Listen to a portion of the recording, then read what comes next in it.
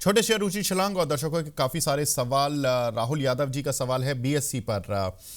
रचित जी, बीएससी पर आपका टेक।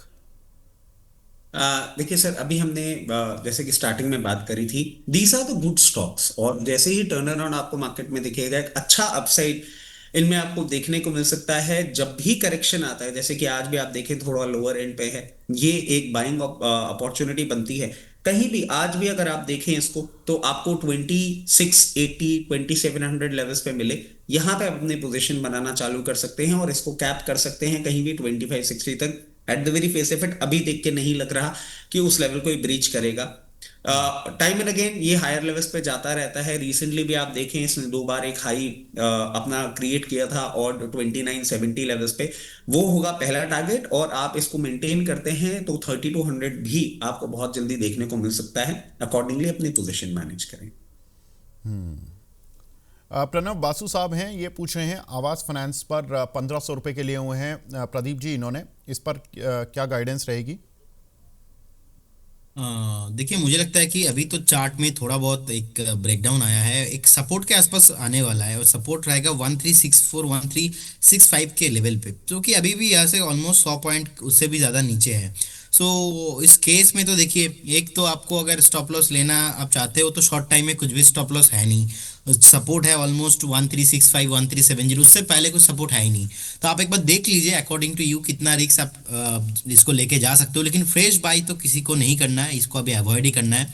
ओवरऑल चार्ट पैटर्न जो है उतना पॉजिटिव है नहीं, नेगेटिव ही है, और थोड़ा नीचे आ सकता है। तो लॉन्ग टाइम के व्यू से मैं पॉजिटिव हूँ इसमें, लेकिन अभी भी मुझे लगता है कि ये इसमें और नीचे गिरावट बाकी है। ठीक है, बिल्कुल ठीक है सर। अगला क्वेश्चन हमें मिला है कैनरा बैंक पर, जियास मुंशी जी का। कैनरा बैंक खरीदा है इन्होंने 150 रुपये पर 2000 शेयर। लॉन्ग टर्म के लिए क्या कर सकते हैं? रशीद भाई, वैसे तो हमने पीएसयू बैंक डिस्कस किए थे, लेकिन कैनरा बैंक स्पेशली डिस्कस करना पड़ेगा। सर बताएं। देखिए, कैनरा बैंक एक ये बात जरूर है कि इन्होंने थोड़ा सा हायर लेवल पे लिया है, और पीएसयू बैंक्स में अभी जो एक क्लैरिटी आई थी, जो एक स्टेटमेंट आया था, उसके कारण से आपको एक अंडर परफॉर्मेंस देखने को मिल रहा है। बट मेरे को नहीं लगता आपको इसमें कोई भी प्रॉब्लम फेस करनी पड़ेगी।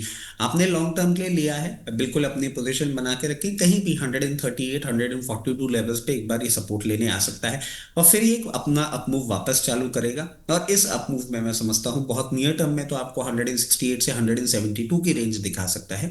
उसके बाद, क्योंकि आप लॉन्ग टर्म की बात कर रहे हैं, ये आपको मीडियम टू लॉन्ग टर्म में 224 के लेवल्स भी दिखा सकता है। कोई प्रॉब्लम वाली बात नहीं है, पोजीशन बनाए रखें। बिल्कुल ठीक है। खबरें ये आ रही थी कि पीएसयू बैंक्स में जो एफडीआई लिमिट है वो 49% बढ़ाकर की जा सकती है, और अभी फ़िलहाल जो लिमिट है वो 20% है। तो कल जब ये फाइनेंस मिनिस्टर ने इस पर स्टेटमेंट दिया है लोकसभा में, इनसे क्वेश्चन पूछा गया। एमपी हैं रंजीत रंजन जी। तो उनके क्वेश्चन के आंसर में फाइनेंस मिनिस्टर ने कहा नहीं, ऐसा अभी कुछ भी नहीं है। 20% जो लिमिट है वो है। 74% की लिमिट जो प्राइवेट सेक्टर बैंक्स में है उनके लिए भी वही अप्रूवल लिमिट रहेगी। तो ये एक इम्पॉर्टेंट स्टेटमेंट जिसकी वजह से आज सारे पीएसयू बैंक्स धराशायी हो गए हैं। 3-3% जो कि एक उम्मीद लग रही थी शायद कि जो फॉरेन पार्टिसिपेशन रहेगा इन पीएसयू बैंक्स में वो बढ़ सकता है, तो ऐसा कुछ नहीं है। लेकिन मर्जर की जो बात है कि इन चार बैंकों में, बड़े बैंकों में मर्जर हो जाएंगे सारे छोटे छोटे बैंक। रचित भाई, इसका क्या कुछ इम्पैक्ट होगा? देखिए, ये स्टोरी से बहुत टाइम से अभी चल रही है, और देखिए इसमें धीरे धीरे डेवलपमेंट होता हुआ आपको आने वाले समय में जरूर देखने को मिलेगा। एंड ये sir need of the hour बन गई है। और ये मैं क्यों बोल रहा हूँ आपको, देखिए हमारी इकोनॉमी अब जिस तरीके से ग्रो कर रही है ना, फॉर बेटर बैंकिंग डेफिनेटली हमको एक ये काम करना ही पड़ेगा। और जैसा कि पूरी की पूरी क्लैरिटी आ रही है कि स्टेट बैंक, पीएनबी और एक दो कोई बड़े पीएसयू बैंक्स में ये सारे के सारे मर्जर होते हुए दिखेंगे, एक अच्छी वैल्यू अनलॉकिंग होगी। और आने वाले समय में आपको किस तरीके से रेशियो में आपको शेयर्स मिलते हैं वो एक बार देखना पड़ेगा। बट मैं समझता हूँ गवर्नमेंट एक बहुत वाइबल डिसीजन लेगी उस पे, और आने वाले समय में जैसे ही इनका साइज और बड़ा हो जाएगा, इंटरनेशनली भी और नेशनल लेवल पे भी ये ज्यादा कॉम्पिटिटिव बनने का दमखम रखेंगे। कुछ टाइम पहले सर हमने स्टेट बैंक के साथ भी ये सब चीजें होती हुई देखी थी, सारे के सारे मर्ज हुए थे उस टाइम, थोड़ा सा रिजेंटमेंट जो कि बहुत जायज है होता है मैनेजमेंट की तरफ से, but eventually it was a value unlocking proposition for state bank, और स्टेट बैंक की वर्किंग और नंबर्स भी आप देखें उसके बाद इंप्रूव होते हुए दिखे हैं। सिमिलर लाइंस पे जाएगा, टाइम जरूर लगेगा, बट हाँ लॉन्ग टर्म में वैल्यू अनलॉकिंग में बहुत हेल्प करेगा। ठीक है। एक काउंटर है विप्रो, जहाँ पर कि आज मॉर्निंग के शो में शायद संदीप जी हमारे जो एंकर हैं उन्होंने शो किया था वीएलए अंबाला जी के साथ, को फाउंडर हैं स्टॉक मार्केट टुडे की। उनका टारगेट हिट हुआ है, तो विप्रो पर एक बार दिखा दीजिए। विप्रो के काउंटर पर टारगेट अचीव होता हुआ दिखा है। जिन भी दर्शकों ने लिया होगा उनकी कॉल पर उनको फ़ायदा मिला होगा। दिसंबर की 240 वाली आई थिंक कॉल उन्होंने रिकमेंड की थी, उसका टारगेट अचीव हुआ है। आगे बढ़ते हैं। अगला सवाल हमें मिला है यहाँ पर ट्रेंट पर। प्रिया जी का सवाल है, प्रदीप भाई, ट्रेंट इस काउंटर में लगातार वीकनेस बनी हुई है, काउंटर गिरता जा रहा है, क्या करें? तो देखिए चार्ट में अच्छा खासा सेलिंग प्रेशर है, ब्रेकडाउन है, और मंथली चार्ट पे भी नेगेटिव है। मुझे लगता है कि एक बार 3600 3700 ऑन द वे पॉसिबल है। यहाँ से भी 200-300 पॉइंट तो इजीली आपको डीप में मिलेगा। तो अभी किसी को तो फ्रेश बाय नहीं करना है, अगर किसी को बाय भी करना है एटलीस्ट बॉटम होने के लिए, बॉटम फॉर्मेशन होने के लिए हमें लगता है कि एक बार वेट करना चाहिए।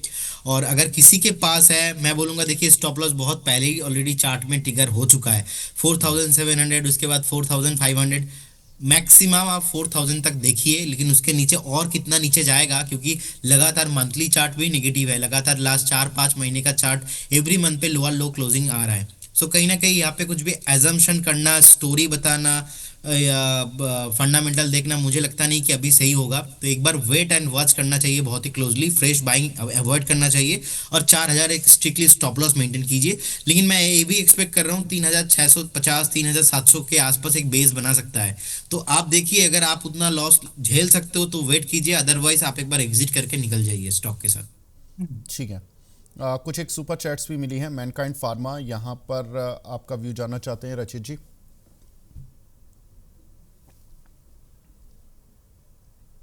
सर मैनकाइंड फार्मा अभी कुछ टाइम पहले इसमें एक अच्छा मूवमेंट हमको देखने को मिला था, बट फिर एक अंडर परफॉर्मेंस ऑल टुगेदर देखने को मिल ही रहा है फार्मा सेक्टर में भी। और ये दो इंटरनेशनली इतना ज्यादा अपने एक्सपोजर नहीं रखता है, बट एक जो नंबर्स आए थे और सारी सिचुएशन बनती हुई दिखी थी, मैं समझता हूं अभी आपको इसमें कोई टर्न अराउंड स्टोरी नहीं देखने को मिलनी चाहिए। जिस तरीके से ये अभी पोजीशनड है, इसने ये मार्च में भी लोअर लेवल्स बनाए थे, इन्हीं लेवल्स के आसपास ट्रेड कर रहा है, कहीं ना कहीं आपको सपोर्ट लेता हुआ दिखेगा 2150 2125। उसके बाद उस सपोर्ट पे कहीं ना कहीं इसको स्ट्रेंथ देखने को मिलेगा। बहुत ज्यादा कोई टर्न अराउंड अभी नहीं होगा। जो मैं समझ पा रहा हूं जिस तरीके से अपने आप को पोजीशन कर रहा है, 2340 2345 लेवल्स पे एक बार इसको रेजिस्टेंस देखने को मिल सकता है। अगर आप मीडियम टू लॉन्ग टर्म के लिए रखे हुए हैं तो इसमें भी अब आपको, और ये सर आप देखेंगे ना सारे ही स्टॉक्स में कहीं ना कहीं आपको देखने को मिल रहा है एक अंडर परफॉर्मेंस, जो हम शो के स्टार्टिंग में बात भी कर रहे थे। एक ब्रेकआउट का वेट करना पड़ेगा इसमें भी, जो कि आएगा 2450 के ऊपर, और फिर आपको ये अपने पुराने ग्लोरियस लेवल्स जो थे 2800, और 2800 के बाद 2900 3000 वो भी जाता हुआ दिखेगा। बट वो आपको बहुत समय देना होगा इसमें, अभी कोई टर्न अराउंड नहीं होता, अभी बस सपोर्ट से बाउंस बैक दिख रहा है। ठीक है, तो सपोर्ट से बाउंस बैक दिख रहा है अभी फिलहाल में। अगला सवाल हमें मिला है एक्सेल सॉफ्टवेयर टेक पर, 1 साल का होल्डिंग टारगेट पूछ रहे हैं मितेश प्रजापति जी। प्रदीप जी। कौन सा share sir sir? Excel soft. Okay sir, ये तो न्यू लिस्टिंग कंपनी और लगातार नीचे आ रहा है। कहीं ना कहीं मुझे लगता है कि 1 साल का व्यू उनको इसीलिए पूछ रहे हैं क्योंकि उनका जो है बाइंग करने के बाद स्टॉक नीचे आ रहा है, और आपको ऐसे स्टॉक्स में वेट नहीं करना। हमने बजाज हाउसिंग फाइनेंस के साथ भी देखा है। सो लगातार नीचे आ रहा है, तो कहीं ना कहीं चार्ट खराब है और लिस्टिंग ज़्यादा दिन का नहीं है। और हमने देखा 140 के आसपास भी प्राइस था, अभी 100 के आसपास का प्राइस है, डे लो पे है। काइंडली करेंट जोन से एक बार एग्जिट कीजिए और निकल जाइए, नहीं तो आपको 80-75 आते हुए दिखाई देंगे। ठीक है सर। एक सवाल मिला है एमडी सुहेल जी के नाम से है। ये पूछ रहे हैं कि सर टाटा स्टील 174 की बाइंग है, इसमें से निकल के जेएसडब्ल्यू इंफ्रा में चले जाएं क्या 2 से 3 साल के लिए? रचित भाई। देखिए, दोनों को आप डायरेक्टली वैसे कंपेयर नहीं कर सकते, बहुत सारी चीजें हैं। और जिस तरीके से टाटा स्टील अभी आपने आपको पोजीशन करके बैठा हुआ है, जिस तरीके से स्टील में हम एक मोमेंटम देख रहे हैं, ये स्विच अभी यहाँ पे, और जेएसडब्ल्यू इंफ्रा की हम बात करें तो देखिए वहां पे ना आपको बहुत ज्यादा मैटर करता है जिस तरीके से पूरा आपका मोबिलाइजेशन होता है, क्योंकि उनका भी पोर्ट बिजनेस है। और जिस तरीके से बाल्टिक इंडेक्स परफॉर्म कर रहा है, मैं बहुत ज्यादा कंफर्टेबल नहीं हो पा रहा हूं। मैं समझता हूं आपको अभी इसी पोजीशन के साथ स्टिक अराउंड करना चाहिए। आने वाले समय में आपको टाटा स्टील में एक अच्छा परफॉर्मेंस देखने को मिल सकता है। और आप 2 साल की बात कर रहे हैं, 2 साल में बहुत कंफर्टेबली मैं समझता हूं आपको 198 से 220 तक के लेवल्स की एक रेंज में आता हुआ दिख सकता है। कहूंगा आप इसी में अभी बने रहें, ज्यादा इधर उधर करना एडवाइजेबल नहीं होगा इस मार्केट में। रचित भाई, लेकिन बाल्टिक ड्राई इंडेक्स तो शिपिंग कंपनीज को प्रभावित करता है, पोर्ट बिजनेस को कैसे करेगा? सर, शिपिंग बिजनेस को करता है, बट एक वो हम देख रहे हैं ना जिस तरीके से पूरा का पूरा इंटरनेशनल ट्रेड अभी लोअर लेवल्स पे चल रहा है, तो हम्म। पोर्ट्स पे भी बिजनेस आपको ग्रेजुअली कम आता हुआ दिखेगा। क्योंकि रेवेन्यू तो आपको वहीं से आता हुआ दिखेगा ना जब शिप मोबिलाइज करेंगी। अब वो हम्म। जिस तरीके से शिप का मोबिलाइजेशन आप देखें लोअर लेवल्स पे आता जा रहा है, तो डेफिनेटली पोर्ट बिजनेस पे भी आपको एक डिफरेंस देखने को मिलेगा ना। तो वही एक चीज है सर, मतलब हम जिस तरीके से एक पूरा का पूरा, जैसे कि अभी हम ये देख भी रहे थे कि इंडियन मार्केट्स में भी आप देखें, जैसे वर्लपूल हो गया या अभी हमने टोटल की बात करी थी, the hmm. Foreign partners are trying to set loose, और वो बाहर जाने की कोशिश में लगे हुए। एक डीकपलिंग की स्टोरी जो चल रही है ना, वो इंटरनेशनल ट्रेड्स को किस तरीके से करती हुई दिखेगी, क्या होगा। और क्योंकि हम इतने अनसर्टन टाइम्स में चल रहे हैं, पोर्ट बिजनेस बहुत ज्यादा अट्रैक्टिव तो नहीं लगता, स्टील जरूर एक सेफ हेवन लगता है। ठीक है। एक हमारे दर्शक हैं आयुष शुक्ला जी, ये पूछे हैं आइनॉक्स विंड, इसमें फ्रेश एंट्री बन सकती है क्या? प्रदीप जी। सर अभी तो फ्रेश एंट्री नहीं है, मेक और ब्रेक जोन के आसपास ही है। इनफैक्ट मंथली चार्ट पे भी एक सपोर्ट था ऑलमोस्ट 135 के अराउंड, सो 131 चल रहा है। सो अगर बाई चांस से 130 के नीचे चला जाता है, आपको और भी लोअर प्राइस देखने को मिल सकता है, इज लाइक 108 एंड 10 के आसपास। और क्योंकि मार्केट में हमने देखा कि इतना इन्वायरमेंट अभी ठीक नहीं है, स्टॉक बहुत भी अभी भी एक्सपेंसिव है बहुत सारे स्टॉक, तो थोड़ा बहुत वेट करके जाइए, अभी अवॉइड कीजिए फ्रेश बाइंग करना। संजीव जी पूछ रहे हैं सर, एंजल वन गिरावट क्यों है आज? रचित भाई, कोई आंसर है क्या? सर मैं देखिए, भी। पूरा मार्केट ही एक अंडर परफॉर्मेंस में बैठा हुआ है। और ये बहुत इजी कीज होते हैं स्टॉक्स, मतलब आप देखिए कि जब लोअर लेवल्स आते हैं फिर वही बात हो जाती है कि अभी आपको अंडर परफॉर्मेंस देखने को मिलेगा, मार्केट पार्टिसिपेशन रहा होगा at the very face of it. मैंने I have not come across any news अगर जो जिसके मैं इस कारण पर से। न्यूज़ अपडेट दे देता हूं आपको। इन्होंने आज ही अपने नवंबर मंथ का कुछ क्लाइंट का डेटा दिया है। ग्रॉस क्लाइंट एक्विजिशन इनका करीब 5 लाख रहा है, जो कि 11% कम है पिछले मंथ के मुकाबले। तो ये थोड़ा सा एक प्रॉब्लम है। दूसरा, इनका जो क्लाइंट बेस है वो केवल 1.5% ही ग्रो कर पाया है, जो कि पिछले साल करीब 22% ग्रो कर रहा था। ऑफ कोर्स ये डेटा तो देखिए एक्सपेक्टेड है, काउंटर गिर गया वो अलग चीज़ है। देखिए, जब आप देख ही रहे हो मार्केट को, आप ब्रॉडर मार्केट को देख रहे हो जहाँ पर कि इंडेक्स चल रहा है, शेयर नहीं चल रहे हैं, तो ऐसे में इसी तरह के डेटा आएंगे। एंजल वन के और डेटा में बता देता हूँ। ऑर्डर्स, जो क्लाइंट ऑर्डर प्लेस करते हैं, वो करीब 11.73 करोड़ ऑर्डर प्लेस किए गए पिछले मंथ में, जो कि 12% डाउन है ऑलमोस्ट। और अगर एवरेज डेली ऑर्डर देखोगे तो वो करीब 61 लाख ही थे, जिसमें कि 7.7% की गिरावट। तो ओवरऑल सारे ही जो इनके डेटा हैं उनमें ज़्यादातर में गिरावट ही देखने के लिए मिल रही है। इसकी वजह से आज एंजल वन भी गिरा हुआ है 5%। अब बताओ रचित भाई। सर देखिए, ये कोई बहुत सरप्राइजिंग, मतलब of course I wasn't aware कि ये डेटा बाहर आ गया है। बट हाँ, बहुत सरप्राइजिंग नहीं है ये चीज अगर आप देखेंगे ना। और यही हम स्टार्टिंग कमेंट्री भी कह रहे थे आपको, क्योंकि ये बहुत सेंट्रिक हो गया। मतलब अब आपको अगर एक ब्रोकरेज बिजनेस देखना होगा तो आपको उसको ये स्टडी करना होगा कि कितना रिटेल एक्सपोजर है, कितना इंस्टीट्यूशनल एक्सपोजर है। इंस्टीट्यूशनल एक्सपोजर वाले बिजनेस में डायरेक्टली इंपैक्ट नहीं आता है, बट लिक्विडिटी कम होने पे उनकी भी ऑर्डर बुक थोड़ी सी ड्राई करती ही है, विच इज क्वाइट रीजनेबल। तो इसकी वजह जो हम आपको स्टार्टिंग में भी बोल रहे थे कि आपको ऐसे स्टॉक्स में फोकस करना चाहिए। और एंजल वन में मैं समझता हूं ये अंडर परफॉर्मेंस आपको कंटिन्यूड होता हुआ दिख सकता है। मैं बहुत ज्यादा सरप्राइज नहीं होऊंगा अगर आपको ये वापस लोअर लेवल पे ट्रेड करता हुआ दिखे, अगर ये मार्केट ऐसे ही अनसर्टेन टाइम्स में चलते हैं। एक इसके लिए बहुत इंपॉर्टेंट सपोर्ट लेवल है 2560। अगर वो मेंटेन कर जाता है तो आपको बाउंस बैक दिखेगा, जो कि मैं बहुत डाउटफुल हो रहा हूँ। पहले भी सर हमारे इसको लेके बात हुई है, मैं थोड़ा सा स्केप्टिकल रहता हूँ स्टॉक को लेके लोअर लेवल, क्योंकि इनका जहां तक मुझे पता है रिटेल पार्टिसिपेशन बहुत ज्यादा है इनके पास। मैं समझता हूँ आने वाले समय में हो सकता है आपको 2200 तक के भी लेवल्स ये दिखाने का दमखम रखता है। ठीक है सर, बिल्कुल ठीक है। एक हमारे दर्शक हैं इरफान रोशन साहब, वो पूछ रहे हैं सर कि क्या यूएस मार्केट को भी आप ट्रैक करते हैं, उनके स्टॉक्स को, और उन्होंने कुछ लिस्ट ऑफ स्टॉक्स भेजे हैं। रचित भाई, आप करते हो क्या? नहीं नहीं भाई साहब, मैं इंडियन मार्केट नहीं समझ पा रहा हूँ, यूएस मार्केट के खास कुछ समझ नहीं आ रहा है अभी।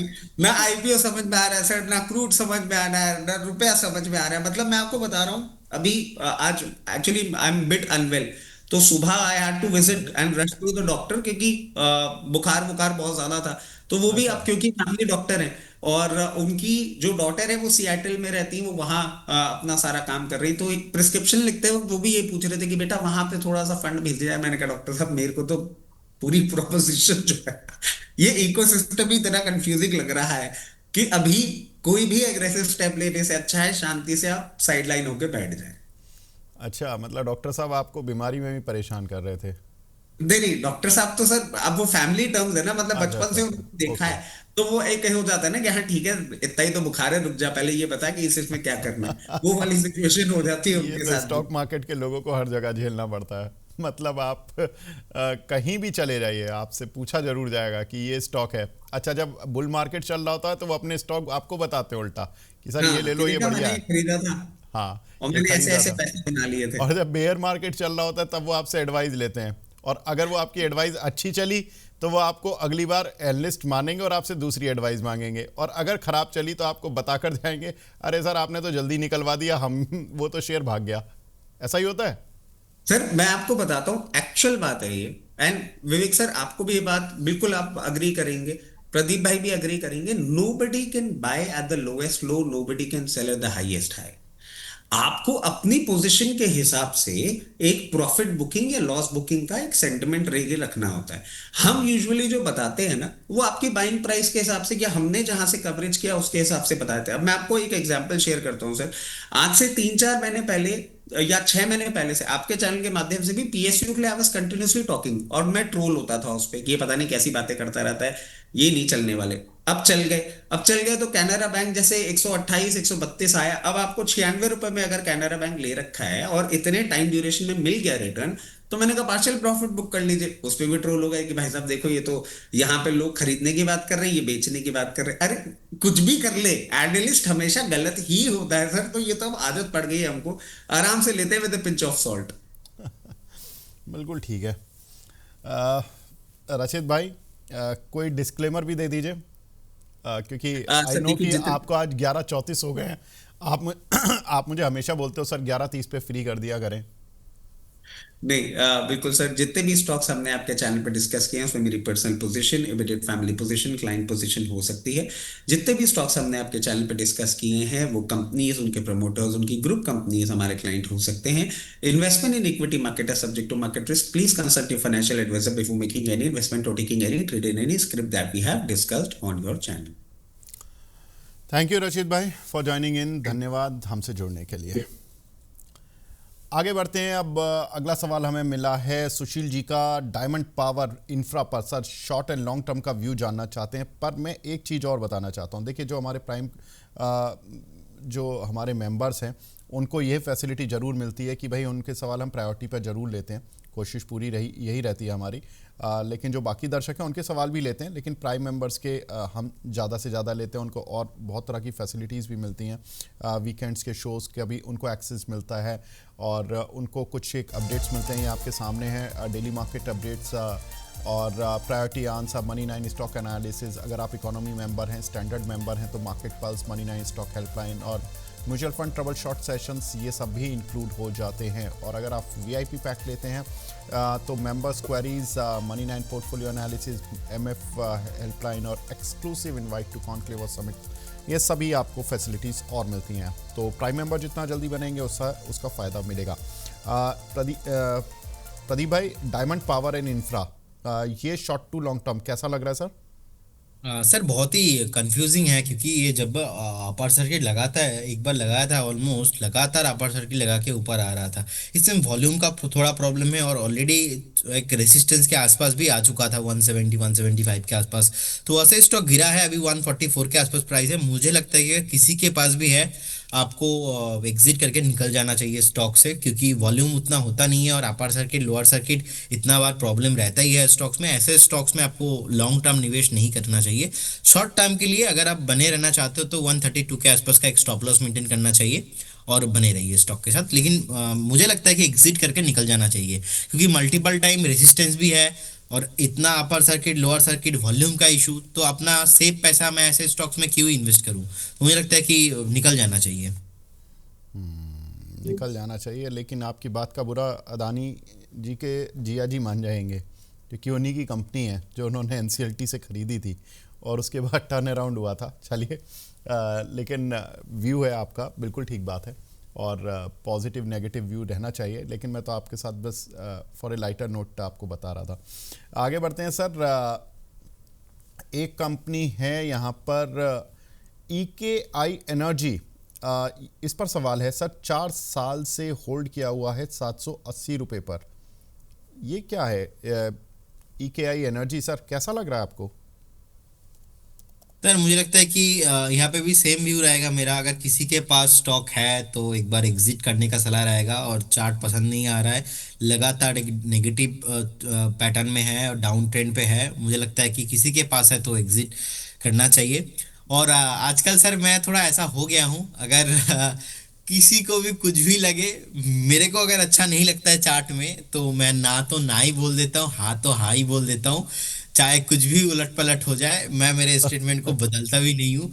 और क्योंकि वो क्या है ना, इन्वेस्टर्स का लोग देखता है, और बहुत अभी ज़्यादा मैं रिस्पॉन्सिबल महसूस करता हूँ कि लोग देख रहा है सुन रहा है, तो बहुत अच्छे से उनको बताना पड़ेगा। ऐसा नहीं चाहता कि कुछ भी ऐसा कमेंट कर दूं और जहाँ पे लोग फंस जाए, क्योंकि नहीं, हो सकता है कि कभी कुछ हमारा बातों से लोगों को समझ में नहीं आता, वो इन्वेस्ट कर देते पैसा, अब बाद में फंस जाते। फंसने के बाद उनको लगता है अरे उस एनालिस्ट ने बताया था ऐसे वेट करना, तो इसीलिए डायरेक्टली बता देता हूँ कि इन्वेस्ट नहीं करना है, इनमें बने रहिए, इनमें रिस्क लग रहा है जी। बिल्कुल सर, ये चीज़ ज़रूरी है। देखिए, एनालिस्ट के लिहाज से कि ये लेना है या नहीं लेना है, गोल गोल घुमा के फंसाओगे तो आप भी फंसोगे और वो दर्शक भी फंसेगा, निवेशक भी फंसेगा, उसका कोई फ़ायदा नहीं है। तो लाइटर नोट पे आपसे मजाक कर रहा था कि आपको शायद, देखिए, अच्छा एक ईमानदारी से बताइए, डायमंड इंफ्रा के बारे में आपको पता था कि अदानी जी के जिया जी की नहीं नहीं नहीं, कंपनी है? मुझे मुझे पता है, बट पता है ना? अच्छा। हाँ, मुझे वॉल्यूम के बारे में ज्यादा उसमें थोड़ा वो रहना नहीं है, बस यही है। हाँ। वो आपके बात नहीं कर रहा हूँ, मैं ऑल ओवरऑल व्यू बता रहा अच्छा। हूँ, क्योंकि ये अच्छा। मैंने रिसेंटली 2-3 मंथ से मैं एक्सपीरियंस कर रहा हूँ। मतलब मैं थोड़ा भी एग्रेसिव हो जाता हूँ तो लोग पैसा डाल देते। तो इस हाँ। मार्केट में तो मुझे अभी एग्रेसिव होना नहीं है, इस मार्केट में हाँ, मुझे अभी शांत बैठना है। तो सही बात। इसीलिए वो लोग ना एनर्जी मैच कर लेते, तो इसीलिए थोड़ा शांत बैठिए सब लोगों के लिए। और अभी का मार्केट देखेंगे सर, जिस तरीके का market small cap mid cap नीचे आया है, कि 80%, मैं कल भी देख रहा था एडवांस डिक्लाइन रेशियो, आप देखिए कल भी था मोर देन 2000 स्टॉक नीचे, आज भी देखिए 2165 स्टॉक नीचे, आज भी 165 स्टॉक्स न्यू 52 वीक लो में है, small cap mid cap and all सब कुछ मिला के। तो कहीं ना कहीं सिचुएशन उतना अच्छा है नहीं, तो हमें सतर्क रहना है, अलर्ट होना है जी। बिल्कुल सर, सजग होना है और ईमानदार राय। मुझे मुझे पर्सनली बहुत अच्छा लगता है जो एनालिस्ट बिल्कुल क्लियर बोलते हैं, अच्छा है तो अच्छा है, बुरा है तो बुरा है। उनकी स्टडी के हिसाब से जो उनको लगता है वो बोलना चाहिए, बाकी जो दूसरे की स्टडी है, क्योंकि मार्केट में सब तरह के लोग हैं स्टडी करने वाले, फंडामेंटल भी हैं, टेक्निकल वाले भी हैं, इंस्टीट्यूशनल प्लेयर भी हैं जो सब कुछ देखते हैं, डेटा पॉइंट्स और भी देखते हैं। सब तरह के इन्वेस्टर हैं, हर कोई पैसा कमाता है, कमाने ही आता है। एक सवाल मिला है आराधना गौतम जी का, पिकार्डली एग्रो पर 701 रुपये का लिया हुआ है, एग्जिट करें या वेट करें अभी? ओके, देखिए मुझे लगता है कि आपको एक स्टॉप लॉस मेंटेन करना चाहिए। स्टॉप लॉस रहेगा ऑलमोस्ट 565 के अराउंड। कभी भी आता है तो आपको एग्जिट करके निकल जाना चाहिए। स्टॉप लॉस हिट होने का चांसेस बहुत है, लेकिन थोड़ा बहुत परसेंटेज है कि स्टॉक एक बार यहाँ से बेस भी बना जाए। तो इसीलिए एक स्टॉप लॉस मेंटेन कीजिए, बने रहिए स्टॉक के साथ फिलहाल, लेकिन फ्रेश बाई नहीं करना है, अवॉइड करके आपको चलना है। मैं इस काउंटर के बारे में बताता हूँ आपको कि पिकार्डली एग्रो, यस, इस कंपनी ने आज से 2-3 साल पहले एक लिकर ब्रांड लॉन्च किया था इंद्री के नाम से, आई बिलीव, और उसके बाद इसके फॉर्च्यून चेंज हो गए थे। ये काउंटर हार्डली 30-40 रुपए का चल रहा था, जो अब 582 का चल रहा है। एक कंपनी के ब्रांड ने इस कंपनी की तस्वीर पलट दी। वो ब्रांड थोड़ा पॉपुलर हो गया था। इनका जनरली लिकर कंपनीज के ब्रांड इतनी जल्दी पॉपुलर नहीं होते हैं, और इनका हो गया, तो इस वजह से इस कंपनी के फॉर्च्यून चेंज हो गए और अब थोड़ा सा रिट्रेस हो रहा काउंटर। बिल्कुल ठीक है सर, आगे बढ़ते हैं। अगला सवाल मिला है हमें सुजलॉन पर। सर सुजलॉन पर आपकी राय? देखिए, सुजलॉन को मैंने ना दिवाली में ये पीक दिया था 51-52 से ही। ऑलमोस्ट मेरा 1 साल का टारगेट है 74 का विथ स्टॉप लॉस ऑफ 42। तो मेरा बाइंग रेंज था 51-52, अभी 51-52 के आसपास ही चल रहा है। हमें लगता है कि अगर किसी के पास नहीं है तो थोड़ा बहुत परसेंटेज होना चाहिए आपके पोर्टफोलियो में, बने रहिए। अगर सुजलॉन अगर आपके पोर्टफोलियो में है, एक स्टॉप लॉस मेंटेन कीजिए 42 के अराउंड विथ टारगेट ऑफ 74। एक हमारे दर्शक हैं KR के नाम से इनका आईडी बना हुआ है। सुपर चैट पर सवाल आया है, क्रॉम्पटन ग्रीव्स का क्या करें सर? पूरा सेक्टर खराब है या बस यही स्टॉक का ये हाल चल रहा है? बिल्कुल ठीक है सर, वो पूछ रहे हैं कि वर्लपूल, हेवल्स, क्रॉम्पटन, ओरिएंट सब 52 वीक लो पर क्या करें? क्रॉम्पटन ग्रीव्स खास तौर से सर, इस पर आपकी राय? देखिए, मुझे लगता है कि तो सर अभी बहुत नीचे है और लो पे आ चुका है 256 के आसपास। अभी तो और नीचे मुझे लगता है कि ये आ जाएगा एक बार। 220 टू 15 एक रेंज है, वहां पे आई थिंक एक फेयर वैल्यूएशन हो सकता है इसके एज पर द चार्ट। मुझे लगता है कि नेक्स्ट वहाँ पे सपोर्ट है थोड़ा बहुत, लेकिन अभी भी तो मुझे लगता है कि सेलिंग प्रेशर आना बाकी है, और भी सेलिंग प्रेशर आएगा इसमें। सर हालत तो वर्लपूल की भी ख़राब है, क्योंकि अगर आप देखोगे तो उसमें से प्रमोटर कंपनी जो है वो अपनी होल्डिंग को कम कर रही है, उसकी वजह से काउंटर की ढंग से पिटाई हो रही है। आप जो बात कर रहे हो हेवल्स की, बिल्कुल हेवल्स को भी मैं देख रहा हूँ 2106 का हाई लगाया इसने सितंबर 2024 में, और 2025 में अभी तक मतलब ये 1500-1600 की रेंज को पार ढंग से नहीं कर पा रहा है डिसाइसिवली। लेकिन इतना बुरा हाल नहीं अगर पिछले 1 साल को देखोगे आप, मतलब इस 2025 को देखोगे। लेकिन अगर 52 वीक हाई, वो मतलब ऑल टाइम हाई से देखोगे तो स्थिति तो हेवल्स की भी खराब है। सर सही पकड़। हैवेल्स में भी, वर्लपूल में भी मुझे लगता है कि करेंट जोन से 15 to 20% अभी भी रिस्क है डाउन साइड, तो इजीली पॉसिबल है, क्योंकि जिस तरीके से नीचे आ रहा है वर्लपूल, अभी 986 के आसपास का प्राइस है, इजीली 12-15% नीचे आ जाएगा यहाँ से भी। ठीक है सर। वेस्कॉन इंजीनियर, इसमें क्या करें सर? 63 रुपये पर लिया हुआ है संध्या जी ने। मुझे लगता है कि आपको स्ट्रिक्टली स्टॉप लॉस मेंटेन करना चाहिए था। अभी 48.88 के आसपास का प्राइस चल रहा है। ये भी आपको मुझे लगता है कि 36-37 के आसपास मिल सकता है, तो एक बात तो आप एग्जिट करके जा सकते हो, अदरवाइज 36-37 पे आता है तो उस केस में आप एवरेज भी कर लीजिएगा, लेकिन अभी नहीं। तो दोनों तरह का व्यू है यहाँ पे कि स्टॉक का, अगर हम इसी बाजार, इस मार्केट में, मार्केट ही ऐसा हो चुका है सर कि आपको ओवरऑल एटलीस्ट ट्राई करना चाहिए फेयर वैल्यूएशंस के आसपास खरीदने का। ऐसा कोई 2 दिन निफ्टी ऊपर आता है, बैंक निफ्टी ऊपर आता है, तो ऐसा कोई आपको तुरंत कुछ बाई नहीं करना है, और नीचे भी आता है तो आपको बेचना नहीं है। लेकिन फेयर वैल्यूएशन 48 नहीं है। बीच में चला था थोड़ा बहुत, स्टॉक 60 के ऊपर भी गया था, अभी 48 है। हमें लगता है कि एक बार ये 36-35 ऑन द वे। ठीक है। एक हमारे दर्शक हैं सिद्धार्थ नाथ जी, ये बोल रहे हैं सर ई क्लर्क्स बाय करना चाहता हूँ, बाइंग लेवल मिड टर्म के लिए बता दीजिए, टारगेट ऑफ व्यू।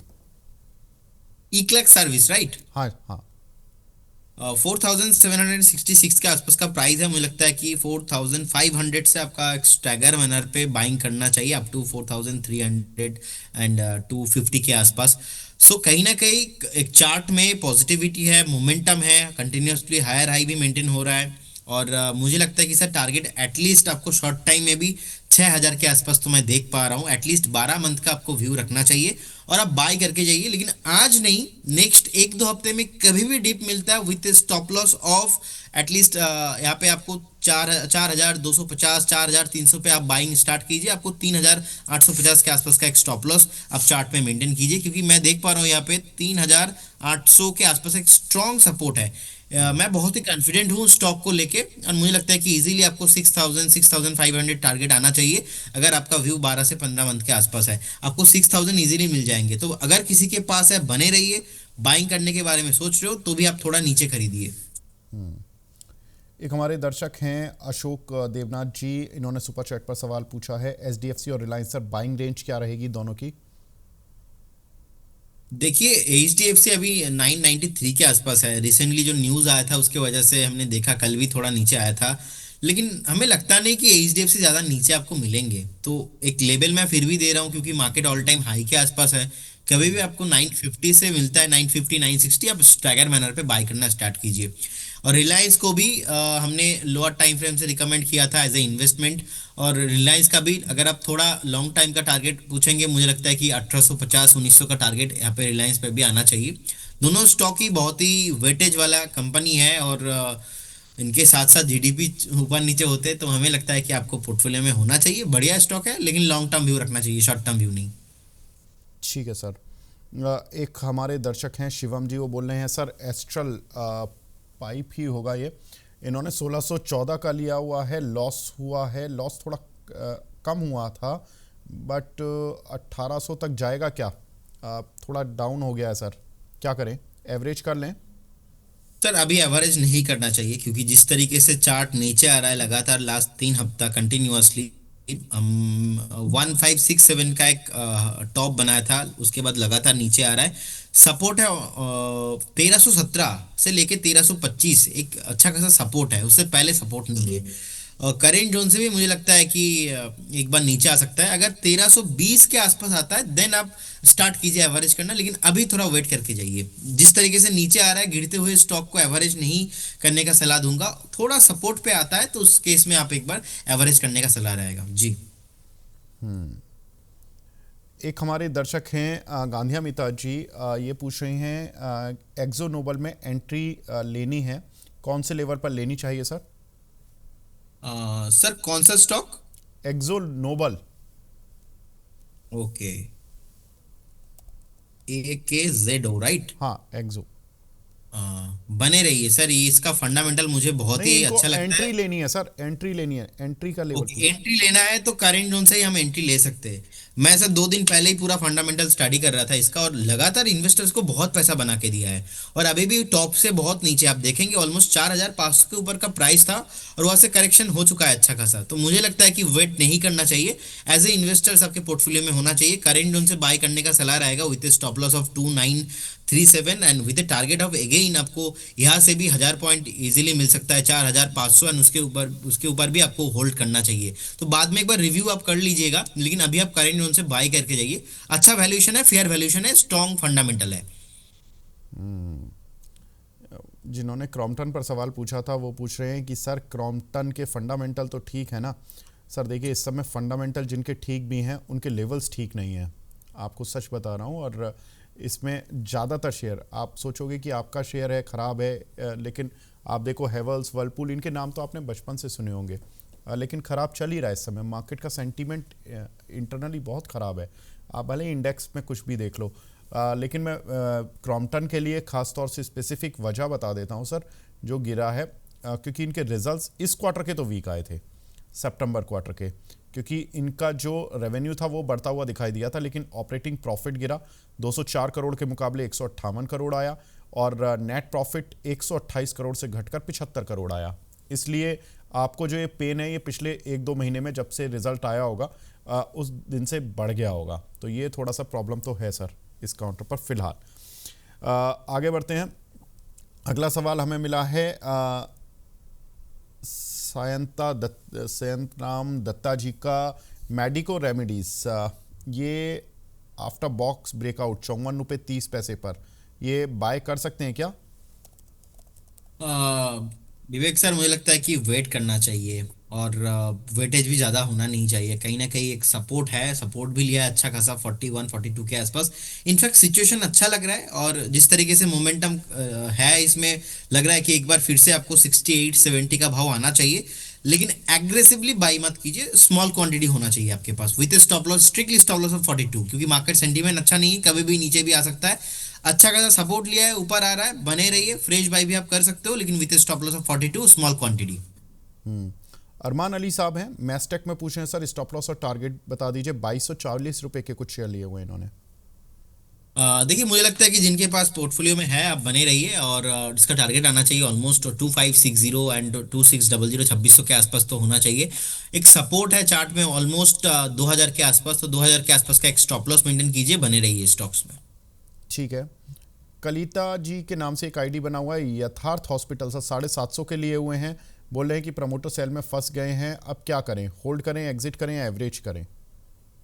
देखिए मुझे लगता है कि एक स्ट्रिक्टली स्टॉप लॉस 653 के आसपास मेंटेन करना चाहिए, क्योंकि ब्रेकआउट ही आया था 650 के ऊपर, तो 650 एटलीस्ट आप मेंटेन करके जाइए। कभी भी इसके नीचे वीकली क्लोजिंग मिलने पे इसका स्ट्रक्चर खराब हो जाएगा, then we should respect the stop loss, हम निकल जाएंगे, लेकिन जब तक इसके ऊपर है हमें बने रहना चाहिए। एस के आहूजा साहब हैं, वो बोले हैं Vivek ji, I am a fan of your show, thank you so much Ahuja sir. I know आप एसबीआई से रिटायर्ड हैं, आपने लिखा हुआ है। और इनका सवाल है AGIIL, इसके 278 रुपये के लिए हुए हैं कुछ शेयर सर, इस पे क्या करें प्रदीप जी? बिल्कुल बने रहिए, एंड इस मार्केट में बहुत सारे स्टॉक जो है नीचे है, लेकिन पर्टिकुलर ये स्टॉक कंटिन्यूअसली अपने स्ट्रेंथ को कंटिन्यू रखकर ऊपर ही आ रहा है, और कहीं ना कहीं 250 में स्ट्रिक्टली स्टॉप लॉस मेंटेन कीजिए, बने रहिए। आई होप बहुत जल्दी आपको 295 से 300 का प्राइस देखने को मिल सकता है। 300 के ऊपर आने में आपको 282 के आसपास का एक strictly stop loss, trailing stop loss उस टाइम पे मेंटेन करना है। और बीच बीच में थोड़ा एक बार, क्योंकि मार्केट का माहौल अभी उतना अच्छा नहीं है, तो थोड़ा रिव्यू करते रहिए, लेकिन आप प्योरली बने रहिए स्टॉक्स के साथ। मैं आशा कर रहा हूँ बहुत जल्दी आपको 300 एंड अबव मिलेंगे प्राइस। ठीक है। फिनोलेक्स केबल, नदीम खान साहब का सवाल है, 950 रुपये का लिया हुआ है, सब बने रहें या निकल जाएं? मुझे लगता है कि देखिए ये स्टॉक और भी नीचे आना बाकी है। अभी 600 के आसपास मुझे लगता है कि आपको मिलेंगे, मतलब करेंट जोन से 150 पॉइंट तो सर अभी भी चार्ट में देखा जाए तो अभी भी करेक्शंस बाकी है। अगर पर्टिकुलर इंडस्ट्री में कुछ भी ज़्यादा रिकवरी नहीं आता है, तो मुझे लगता है कि और 150 पॉइंट यहाँ पे आपको मिलेंगे नीचे डाउन साइड। आप देख लीजिए आपके हिसाब से कहाँ पे स्टॉप लॉस लगाना चाहिए, लेकिन फेयर वैल्यूएशंस आपको 598 600 के आसपास, मतलब वहां से एक बार बॉटम बना सकता है, लेकिन उससे पहले तो नहीं, घूम फिर के नीचे आना है इसको। ठीक है। संदीप सिंह जी का सवाल है, अनंतराज, इसमें सर अनंतराज और अदानी पावर, इनको 6 महीने के लिए बाय कर सकते हैं क्या अभी? देखिए अनंत राज को अभी नहीं करना चाहिए। अनंत राज फंडामेंटली मुझे अच्छा लगता है, वेट करके जाइए। फंडामेंटली अच्छा है इसका मतलब ये नहीं कि लेवल अच्छा है, तो लेवल के लिए मैं अभी वही स्ट्रैटेजी है, थोड़ा जितना कम में हो सके, जितना कम प्राइस में हो सके आप खरीदो। एक लेवल है ऑलमोस्ट 480 490, उस लेवल पे आता है तो एक बार रिव्यू कीजिए, उस लेवल पे आता है तो थोड़ा अपना बाय ऑन डीप स्ट्रैटेजी रखिए, स्टैगर मैनर पे बाय करना स्टार्ट कीजिए, अभी नहीं। और अदानी पावर में मैंने एक कमेंट भी किया था, बहुत टाइम से मैं मेंटेन भी कर रहा हूँ, मैं 135 से 125 इस रेंज पे कभी भी आता है तो मैं बाय करूंगा, अगर नहीं आता है तो फ्रेश बाय नहीं करूंगा। लेकिन जिनके पास ऑलरेडी है आप बने रहिए, क्योंकि I believe Adani means volatility, and Adani power one of the most prominent stock भी है, लेकिन जिस तरीके का वॉलेटाइल स्टॉक है, थोड़ा मेरे को कंफर्ट जोन चाहिए। कंफर्ट जोन मुझे मिलेगा 135 से 125 इस रेंज पे मुझे खरीदना है। आता है तो बाय करूंगा, नहीं आता है तो नहीं करूंगा, कोई प्रॉब्लम नहीं, लेकिन इसी रेंज पे करना है।